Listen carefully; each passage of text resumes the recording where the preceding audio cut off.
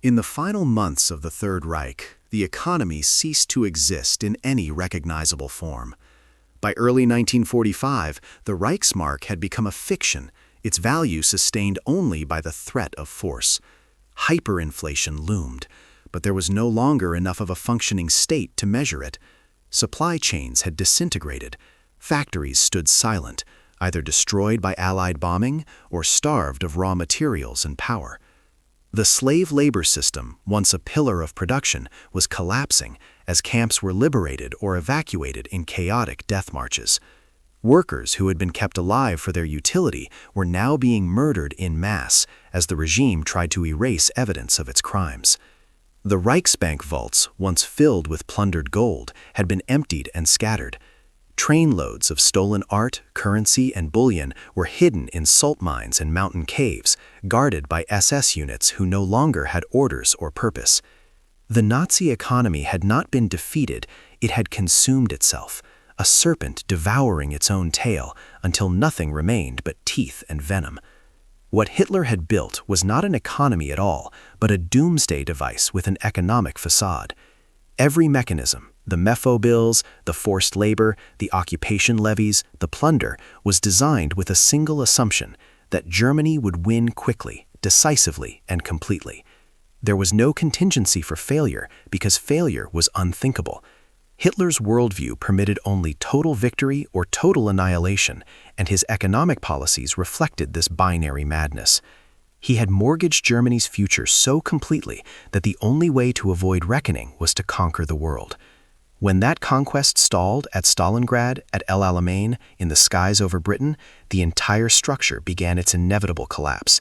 The Reich's final years were not a desperate attempt to salvage an economy.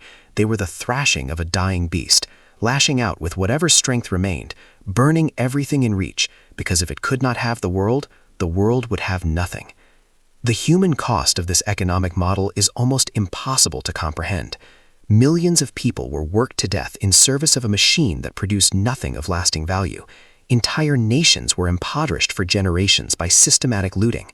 The Jewish population of Europe was exterminated not only out of ideological hatred, but because their destruction was profitable, their assets seized, their labor exploited, their very bodies rendered down for gold fillings and hair for industrial felt. The slave laborers who survived bore physical and psychological scars that would never heal. The occupied territories, Poland, the Soviet Union, Yugoslavia, Greece, were left with shattered infrastructures, devastated populations, and traumas that would echo for decades. Germany itself was reduced to rubble, its cities obliterated, its people starving, its moral legitimacy annihilated. The wealth that Hitler claimed to be creating was an illusion. What he actually produced was the most efficient destruction of value in human history.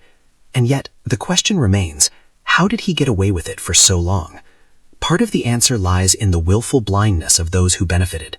German industrialists who staffed their factories with slaves told themselves they had no choice. Bankers who processed stolen gold convinced themselves it was merely commerce. Foreign governments that traded with Nazi Germany rationalized that economic engagement might moderate Hitler's ambitions, even as the evidence mounted that he had no ambitions beyond conquest. The international community, still scarred by the First World War, desperately wanted to believe that peace was possible, that Hitler could be appeased, that his violations of treaties and norms were aberrations rather than the system itself. By the time the truth became undeniable, it was too late. Hitler had already built his war machine. The fraud had already been committed. The slaves were already in the camps. But there is a deeper, more unsettling truth. Hitler's economic model worked precisely because it was unsustainable. Traditional economics prioritizes stability, growth, and long-term prosperity. Hitler had no interest in any of those things. He was building a regime designed to burn bright and fast, to achieve dominance through speed and brutality before the inherent contradictions could catch up. In this sense, his economic strategy was perfectly aligned with his ideology. Both were fundamentally destructive. Both rejected the constraints of reality. Both demanded total commitment and total sacrifice. And both were destined to end in catastrophe. The question was never whether the Nazi economy would collapse. It was always going to collapse. The question was how much damage it would do before it fell. The legacy of Hitler's economic crimes extends far beyond the ledger books. The Nuremberg trials prosecuted Nazi leaders for crimes against humanity, but the industrialists and bankers who enabled the regime largely escaped justice. Companies that had used slave labor paid modest fines and continued operating. The gold stolen from Holocaust victims was never fully recovered. Much of it remains in bank vaults and private collections to this day, its origins laundered by time and complicity. The economic mechanisms Hitler pioneered, the use of shell companies to hide military spending, the exploitation of captive labor, the plunder of occupied territories, did not die with the Third Reich. They have reappeared, in different forms, in different conflicts, wielded by different tyrants. The specifics change, but the underlying logic remains. When a regime is willing to abandon all moral constraint, when it treats human beings as expendable resources, when it prioritizes power over sustainability, it can achieve things that seem impossible. But the cost is always the same. It is paid in blood, in suffering, and in the long, agonizing work of rebuilding what was destroyed. Hitler funded his war machine by breaking every rule, violating every norm, and exploiting every vulnerability. He stole from his own people, then from his neighbors, then for the entire continent. He built an economy on lies, slavery, and the assumption that might could overcome mathematics. For a time, it worked. For a time, the world watched in horror as a bankrupt nation fielded armies that seemed unstoppable. But the reckoning always comes. The debts always come due. And in the end, the Reich's final economic miracle was revealed as what it always was: a monstrous con, a theft of the future, and a crime against humanity so vast that we are still counting the cost. War, for Hitler, was not the breakdown of economics. It was the solution. The invasion of Poland in September 1939 marked the moment when Germany's financial house of cards stopped being a dangerous gamble and became a functioning model, but only because the model itself was predicated on endless expansion. Every conquered territory was not liberated or integrated, it was strip-mined. Poland's gold reserves were seized within weeks. Its factories were dismantled or repurposed for German production. Agricultural output was redirected to feed the Wehrmacht and the German homeland, leaving Polish civilians to starve. The occupation was not governance, it was organized looting on a continental scale. And this pattern would repeat with mechanical efficiency across Europe. Norway's aluminum, France's industrial heartland, the grain fields of Ukraine, the oil of Romania, each conquest delivered a fresh injection of resources that temporarily postponed the Reich's economic collapse.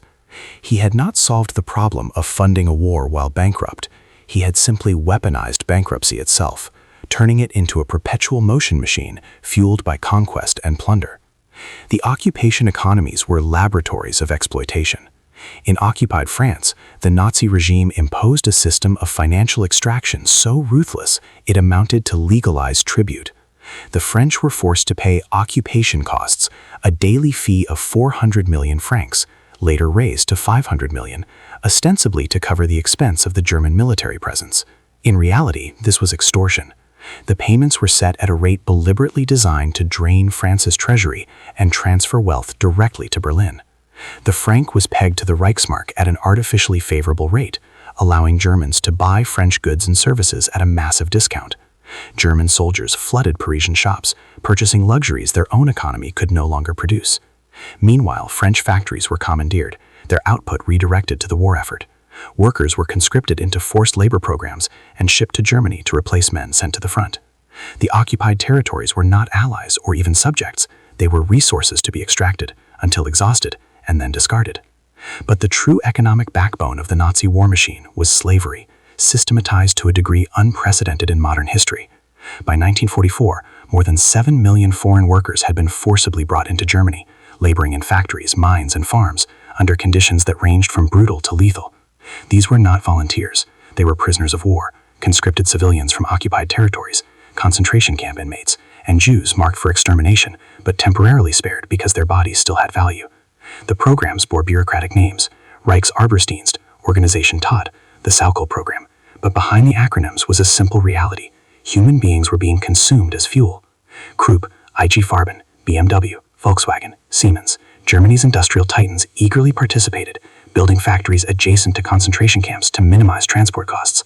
Workers were fed starvation rations, beaten for inefficiency, and discarded when illness or injury rendered them useless. The economic logic was appalling in its clarity. A slave cost nothing to acquire, could be worked to death, and replaced from an endless supply. The Holocaust was many things: genocide, ideology, madness, but it was also undeniably an economic program. Extermination camps like Auschwitz were hybrids, half death factory, half labor colony. Lives were measured in calories expended versus production value. When the equation no longer balanced, the person was murdered. Yet even as plunder poured in, the contradictions deepened. The Nazi economy was never designed to sustain a prolonged conflict. Hitler's entire strategy rested on blitzkrieg, lightning war, because lightning war was all Germany could afford. The invasions of Poland, France, and the Low Countries succeeded not just through tactical brilliance, but because they were short. Germany lacked the resources for a war of attrition. It had no oil reserves to speak of. Its synthetic fuel production, though ambitious, could never meet demand. Rubber, copper, tungsten, critical materials were in chronic shortage. Every month the war continued, these deficiencies compounded. The invasion of the Soviet Union in 1941 was supposed to solve this. Operation Barbarossa was not just ideological, it was economic desperation disguised as destiny. The vast agricultural lands of Ukraine, the oil fields of the Caucasus, the industrial capacity of the Urals, these were the prizes Hitler needed to keep the machine running. But the Soviet Union did not collapse in 6 weeks as planned. It fought back, and suddenly Germany was trapped in exactly the kind of war it could not afford. As the war dragged on, the regime resorted to increasingly fantastical measures. Albert Speer, appointed Minister of Armaments in 1942, achieved what appeared to be miracles. Armament production actually increased even as Germany was being bombed around the clock. But this was not efficiency, it was cannibalism. Speer stripped the civilian economy to nothing. Every ounce of copper, every liter of fuel, every able-bodied worker was redirected into weapons production. Living standards for ordinary Germans plummeted. Rations shrank. Cities became wastelands.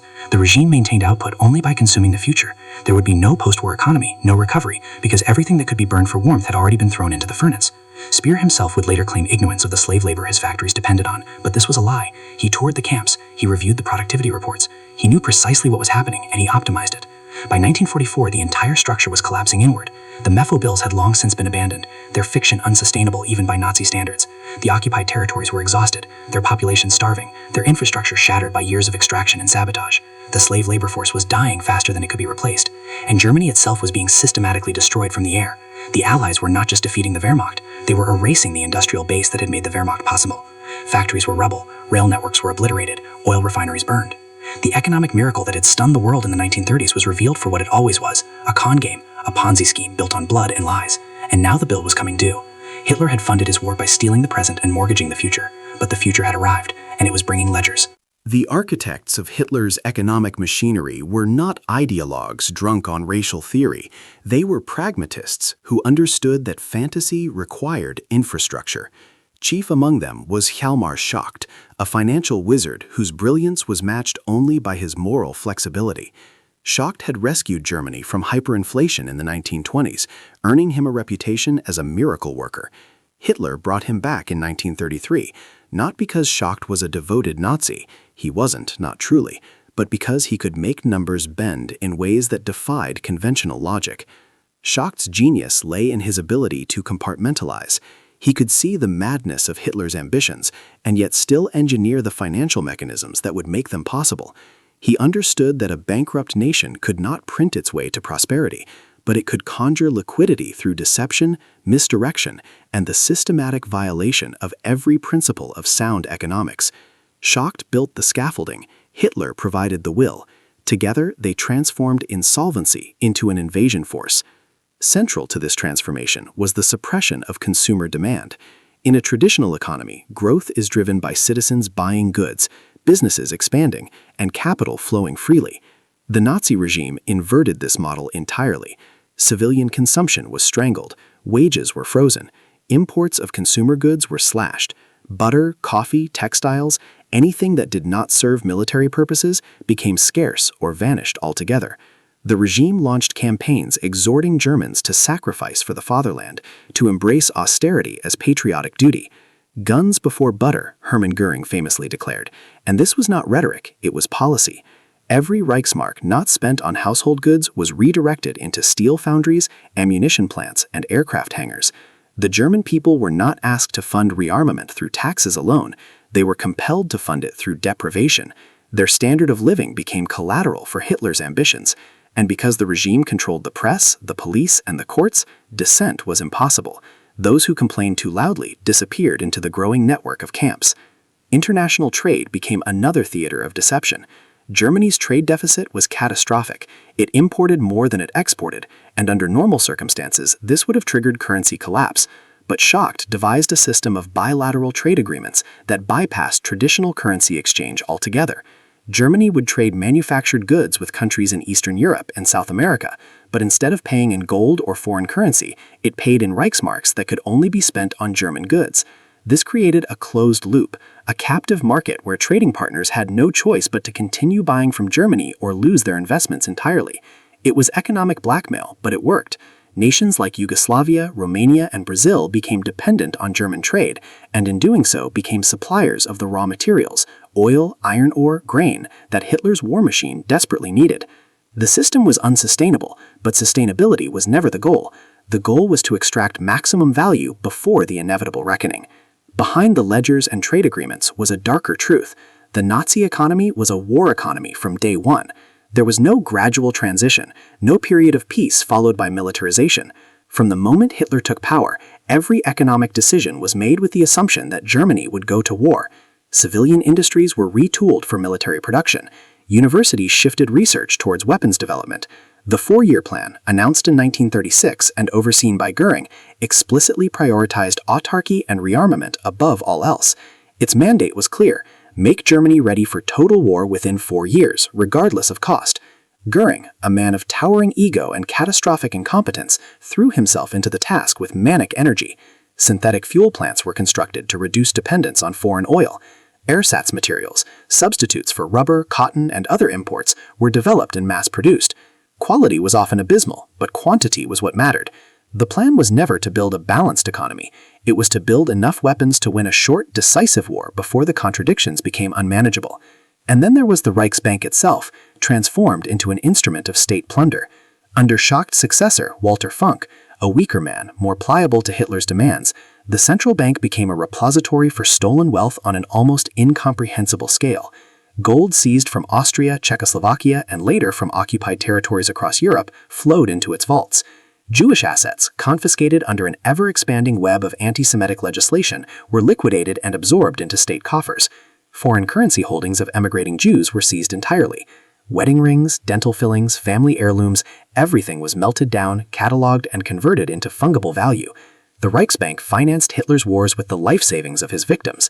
This was not merely theft, it was the industrialization of robbery, the bureaucratization of evil. Ledger entries recorded the plunder with chilling precision. Receipts were issued, inventories were maintained.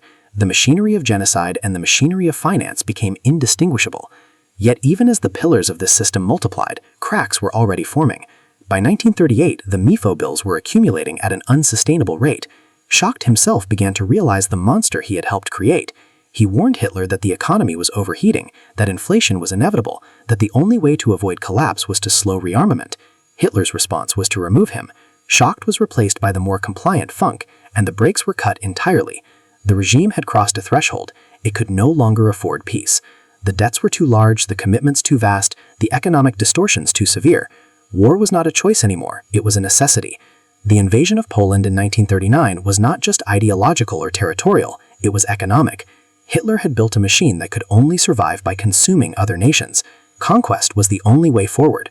And so the theft, the fraud, the slavery, all of it became not the preparation for war, but the war itself.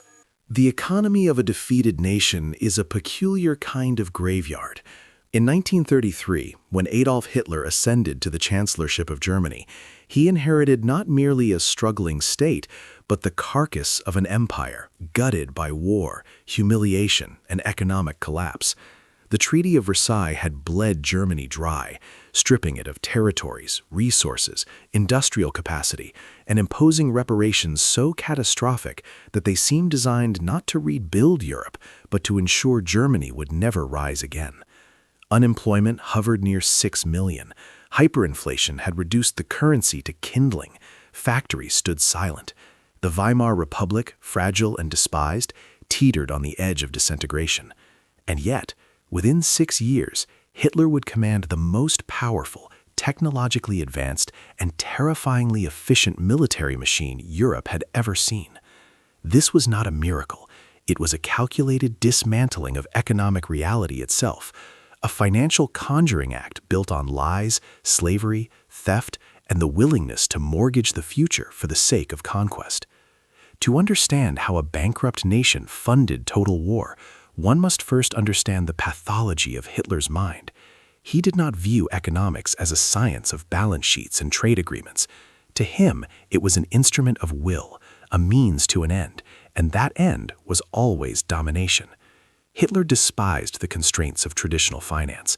He saw debt, currency stability, and international cooperation as weaknesses of the democratic order, relics of a Jewish-controlled global conspiracy that sought to keep Germany subservient.